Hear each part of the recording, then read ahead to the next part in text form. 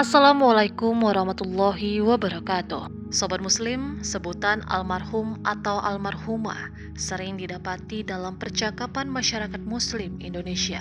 Biasanya sebutan almarhum ditujukan kepada seorang laki-laki yang telah meninggal dalam keadaan Islam, sementara almarhumah ditunjukkan kepada seseorang wanita yang telah meninggal dalam keadaan Islam. Namun, apakah memang boleh menyebut Muslim yang telah meninggal itu dengan sebutan almarhum atau almarhumah? Jika ditelusuri, sebutan almarhum atau almarhumah ini berasal dari bahasa Arab, berasal dari kata dasar rahimah atau mengasihi. Kemudian dirubah dalam bentuk ismi maf'ul sehingga menjadi marhumum. Karena objek yang dimaksud itu sudah pasti, maka diberi himbauan al sehingga menjadi almarhum. Secara bahasa artinya orang yang dikasihi atau orang yang dirahmati. Kemudian dua istilah tersebut diserap ke dalam bahasa Indonesia sehingga menjadi kata baku. Dalam KBBI, kata almarhum termasuk kategori nomina yang memiliki arti yang dirahmati Allah, sebutan kepada orang Islam yang telah meninggal. Selain itu, ada istilah mendiang. Kata ini juga ditujukan kepada orang yang telah meninggal dunia. Kebanyakan masyarakat Indonesia menggunakan istilah ini dalam kehidupan sehari-hari. Lalu, apakah sebutan almarhum itu sebuah informasi atau bentuk doa dan harapan? Pada dasarnya, umat Islam manapun boleh mendoakan saudara muslim lainnya yang telah meninggal dunia. Yang tidak boleh adalah mendoakan kebaikan bagi orang yang sudah meninggal dunia dalam kondisi yang belum Islam. Allah Subhanahu wa Ta'ala berfirman, sesungguhnya orang-orang kafir dan mereka mati dalam keadaan kafir, mereka itu mendapat laknat dari Allah, para malaikat, dan manusia seluruhnya. Mereka kekal di dalam laknat itu. Tidak ada yang diringankan siksaan dari mereka, dan tidak pula mereka diberi tangguh. Quran Surah Al-Baqarah ayat 161 dan 162.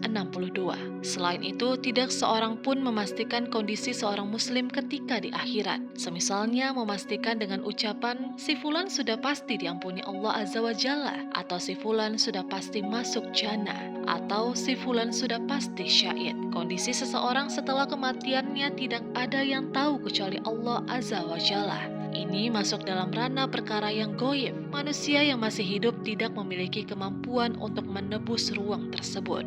Terkait dengan persoalan sebutan almarhum atau almarhumah terhadap seorang muslim yang telah wafat, yang perlu diluruskan adalah pemahaman masyarakat tentang itu. Bahwa orang yang meninggal sebagai orang yang pasti dirahmati Allah Azza wa Jalla.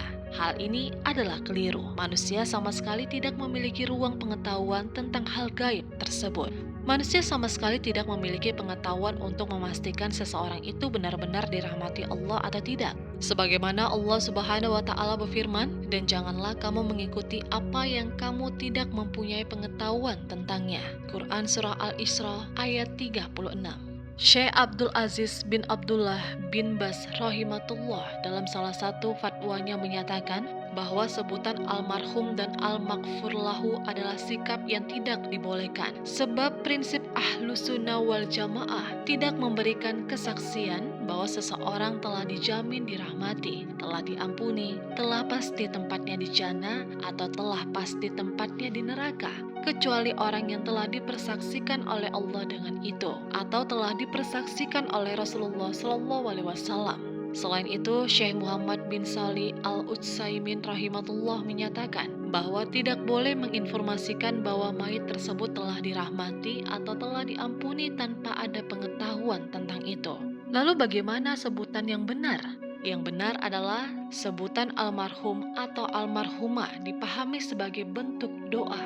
Doa dari seorang muslim kepada saudara muslim lainnya yang telah meninggal, semoga ia dirahmati Allah Azza wa Jalla. Dengan pemahaman seperti ini, sebutan almarhum atau almarhumah boleh diucapkan kepada seorang muslim yang telah wafat. Wassalamualaikum warahmatullahi wabarakatuh.